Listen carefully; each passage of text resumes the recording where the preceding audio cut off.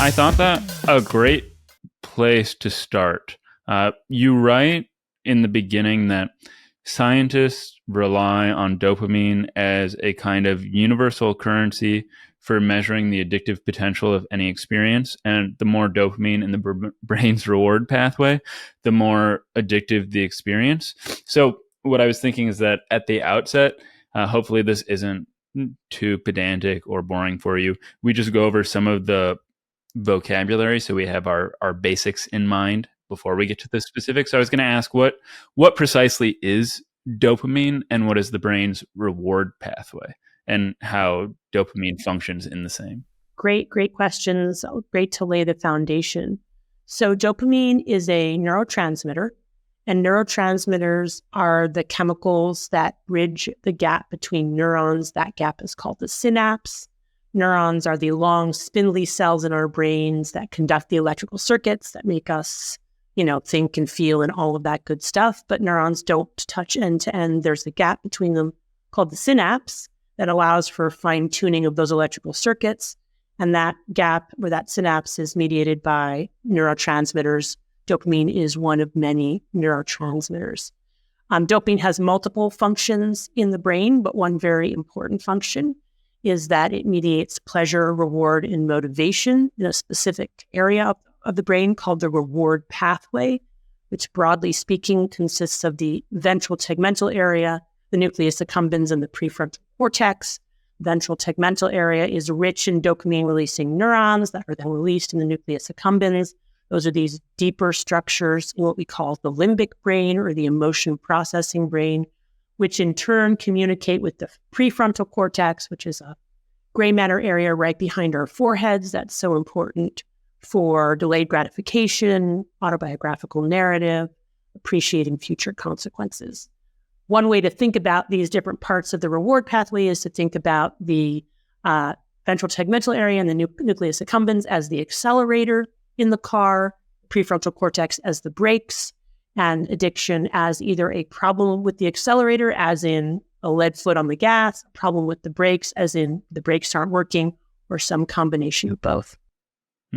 This is just coming to me right now, but I recently spoke with the neuropsychologist Mark Solms about the foundations of consciousness, the neural foundations of consciousness, which he thinks come from, well, I'm not going to even try to say which area of the brain it is, but it has to do with the brainstem. But affect is really what's most important about consciousness. And one way we can tell whether lower organisms are conscious might be to see whether they enjoy things like cocaine. If they go back to cocaine over and over again, then we have some reason to think that they're feeling something. Interesting hypothesis. I'm not going to venture into the whole consciousness thing. It's a quagmire. But what I can tell you is that in the work that we do, affect and emotion are very important.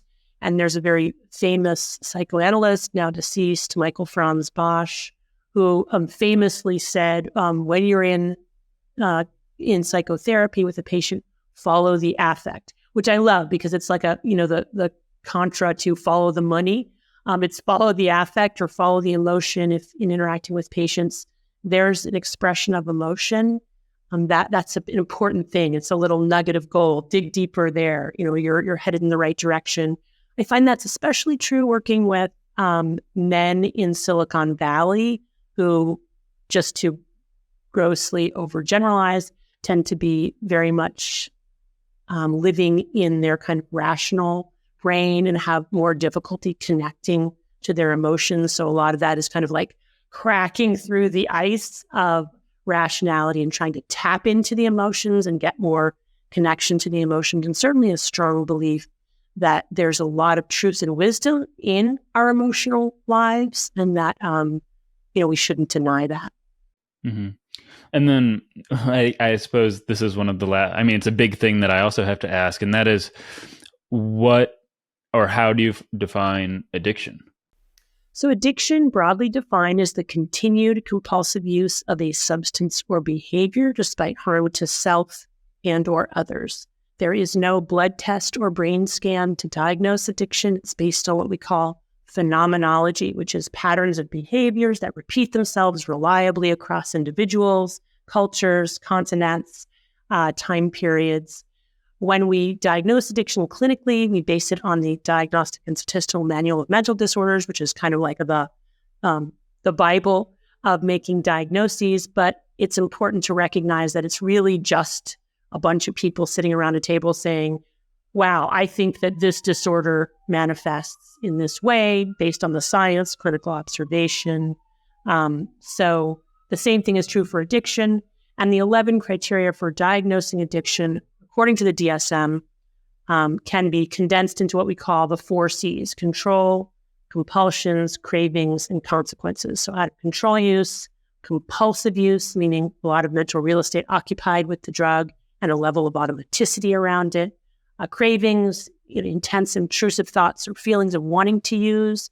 And then finally, consequences, especially continued use despite consequences. So bad things happening as a result of this behavior, but nonetheless, the individual keeps using. Sometimes that's because the individual doesn't see the consequences, but even when the individual appreciates those consequences, cannot stop using.